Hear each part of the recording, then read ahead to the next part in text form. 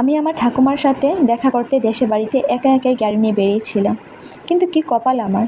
কিছুক্ষণ পর আমার গাড়িটি দুর্ঘটনাক্রমে বিকল হয়ে যায়। ইতিমধ্যে আবার অনেক দেরি হয়ে গেছে। আমি তখন খুবই ক্লান্ত হয়ে পড়ি।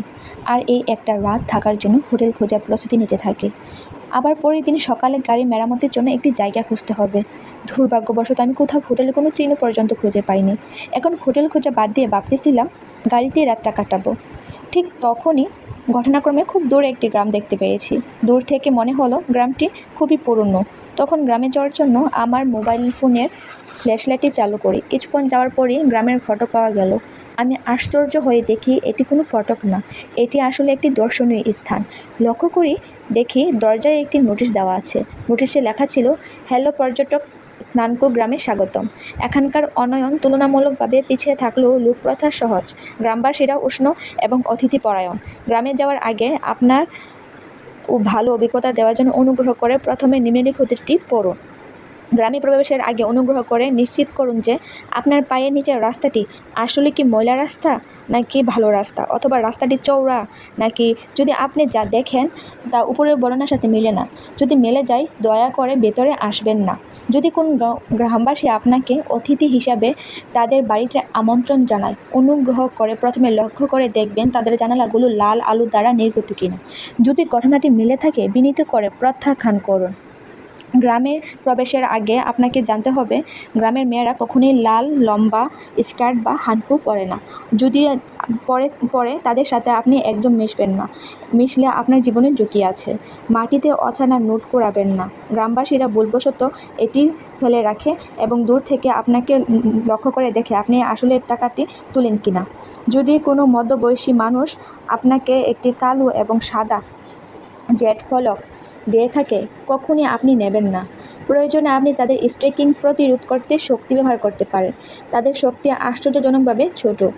গ্রামবাসীদের মধ্যে কারো বাড়িতে বিয়ের অনুষ্ঠান থাকলে আপনি যাবেন না, আপনাকে আমন্ত্রণ জানালেও যাবেন না, এতে আপনার জীবনের ঝুঁকি থাকতে পারে। গ্রামের মধ্যে কোনো বৃদ্ধ মহিলা যদি আপনাকে তার বাড়িতে আমন্ত্রণ জানায়, তাহলে আপনি প্রত্যাখ্যান করুন, আপনি তার বাড়িতে যাবেন না, এত আপনার জীবনে ঝুঁকি থাকতে পারে। গ্রামের সোনার দোকানে যাবেন না, বিশেষ করে যখন ভিতরে অনেক লোক থাকে, কারণ তাদের মধ্যে কেউ বেঁচে নেই। যাদের মুখ ও ঘাড়ের ত্বকের রং আলাদা, তাদের সামনে ভীত প্রকাশ করবেন না। যদি ভীত প্রকাশ করেন তাহলে ওনারা আপনার মুখ সেলাই করে দেবে, আপনাকে তাদের দুনিয়ায় নিয়ে যাবে। গ্রামের কারো বাড়ি থেকে ভাঙাচোরা শব্দ অথবা কারো কান্নার শব্দ শুনলে এড়িয়ে চলবেন। গ্রামের মধ্যে একা বাড়িতে যদি কোনো বয়স্ক লোক দেখেন তাহলে ওনার সাথে বেশিক্ষণ থাকবেন না, বা ওনার সাথে একা ঘরেও থাকবেন না, এতে আপনার জীবনের অনেক ঝুঁকি আছে। তখনই আমি দূর থেকে দেখতে পারি একটি বিবৃত মহিলা আমার দিকে দূরে চলে আসে, আমার দিকে পড়ে গেছে। আর মেয়েটি চিৎকার করে বলে, ভেতরে যেও না, ভেতরে বিপদ আছে, ভেতরে যেও না, ভেতরে যেও না। ঠিক তখনই দুজন গ্রামবাসী মেয়েটিকে ধরে ফেলে এবং বলে, আপনি ওনার কথা একদম শুনবেন না, আসলে উনি আমার স্ত্রী, ওনার মাথায় আঘাত পেয়েছে, আঘাত পাওয়ার ফলে উনি পাগল হয়ে গেছে। ঠিক তখনই পাশের লোকটি বলে, তুমি এখনও এখানে দাঁড়িয়ে আছো, তুমি গ্রামের ভেতরে যাবে না, তুমি এখনও দাঁড়িয়ে থাকবে এখানে। তখনই মেয়েটি ইতস্তত বোধ করে এবং কিছুই বলতে পারে না।